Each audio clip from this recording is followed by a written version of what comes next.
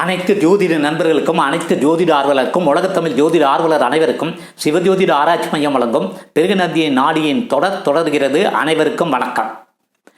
இப்போ பிருகுநந்தி நாடி மூலம் திருமண வாழ்க்கை பாதிப்பு ஒரு உதாரண ஜாதகத்தை பார்ப்பாங்க. தேவையான கோள் மட்டும்தான் போடப்பட்டிருக்குதுங்க. இதில் லக்கணம் போடப்பட்டிருக்கு. ஒருவரோட பிறப்பு ஜாதகத்தில் லக்கணத்துக்கு 2ஆம் அதிபதியும் காலபுருஷனுக்கு 2ஆம் அதிபதியும் ராகு அல்லது கேதுவுடன் சேர்ந்து இருந்தால், அடுத்து இன்னொன்று லக்கணத்துக்கு 7ஆம் அதிபதியும் காலபுருஷனுக்கு 7ஆம் அதிபதியும் ராகு அல்லது கேதுவுடன் சேர்ந்திருந்தால் அந்த ஜாதகரின் திருமண வாழ்க்கை பாதிக்கப்படும். இப்போது இந்த இதில் பார்த்தீங்கன்னா, இந்த ஜாதக கட்டத்தில் பார்த்தீங்கன்னா லக்கணம் மகர லக்கணம், கேது ரிஷபத்தில் இருக்கார், விருச்சிகத்தில் ராகு சந்திரன் சுக்கிரன் சனி, இந்த 4 கோள் இருக்குங்க. அதாவது இந்த ஜாதகத்தில் லக்கணம் மகரம், மகர லக்கணத்துக்கு 2ஆம் அதிபதி யாருன்னு பார்த்தீங்கன்னா சனி, காலபுருஷனுக்கு 2ஆம் அதிபதி சுக்கிரன், அதாவது ரிஷப ராசியின் அதிபதி. இவங்க 2 பேரும் விருச்சிகத்தில் ராகுவோடு சேர்ந்திருக்காரு.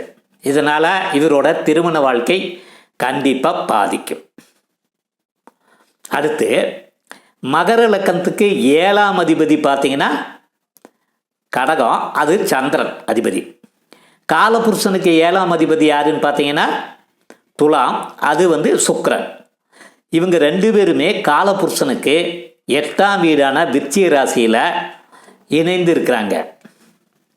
பாருங்க, சந்திரனும் சுக்கிரனும் சேர்ந்து இருக்காங்க விருச்சிகத்தில். அதனால் இவரோட திருமண வாழ்க்கை பாதிக்கப்படும். 2 விதத்தில் பாதிக்கப்படுது. இது எப்படி இப்போ கல்யாண வாழ்க்கை பாதிச்சிருக்குன்னு ஜாதகத்தை கொண்டு வந்தாலே இதை பார்த்துட்டிங்கன்னா கண்டிப்பாக உங்கள் வாழ்க்கை கல்யாண வாழ்க்கை பாதிக்கப்பட்டிருக்கு அப்படிங்கிறத நீங்கள் ஜாதகத்தை பார்த்த உடனே சொல்லிடலாம். அதாவது லக்கணத்துக்கு 2ஆம் அதிபதி, அதே மாதிரி காலபுருஷனுக்கு 2ஆம் அதிபதி, இது ராகு கேதுவோடு சேர்ந்துருக்கா. அதே மாதிரி லக்கணத்துக்கு 7ஆம் அதிபதி, காலபுருஷனுக்கு 7ஆம் அதிபதி, இதில் ராகு கேது சேர்ந்துருக்கா. அப்படி இருந்ததுன்னா அவங்களோட மேரேஜ் வாழ்க்கை நல்லா இருக்காது. அப்படிங்கிறத கண்டிப்பாக அவங்க திருமண வாழ்க்கை பாதிக்கும். அப்படிங்கிறத நாம் பார்த்தோன்னே சொல்லிடலாங்க. இந்த பலன் சொல்கிறதுக்கு இது ரொம்ப ரொம்ப உபயோகமாக இருக்கும். அதனால தான் சின்ன சின்ன எபிசோடை நான் கொடுக்குறேன். உங்களோட மேலான ஆதரவுக்கு நன்றியை தெரிவித்துக் கொள்கிறேன். இது உங்களுக்கு பிடிச்சிருந்ததுன்னா சப்ஸ்கிரைப் பண்ணி பெல் பட்டன் அழுத்தி உங்கள் கமெண்ட் பாக்ஸில் போடுங்க. என்னுடைய யூடியூப் சேனல் சிவஜோதிடம் 6351. நேயர்கள் இதுவரைக்கும் எனக்கு கொடுத்துருந்த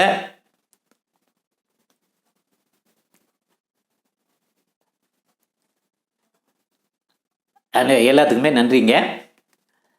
இதை உங்களோட நண்பர்களுக்கு உறவினருக்கு ஷேர் செய்ய வேண்டுமாய் அன்புடன் கேட்டுக்கொண்டு உங்களிடமிருந்து விடைபெறுவது உங்கள் அன்பு நண்பர் அஸ்ட்ராலஜர் டாக்டர் டிவி பாலசுப்ரமணியன்.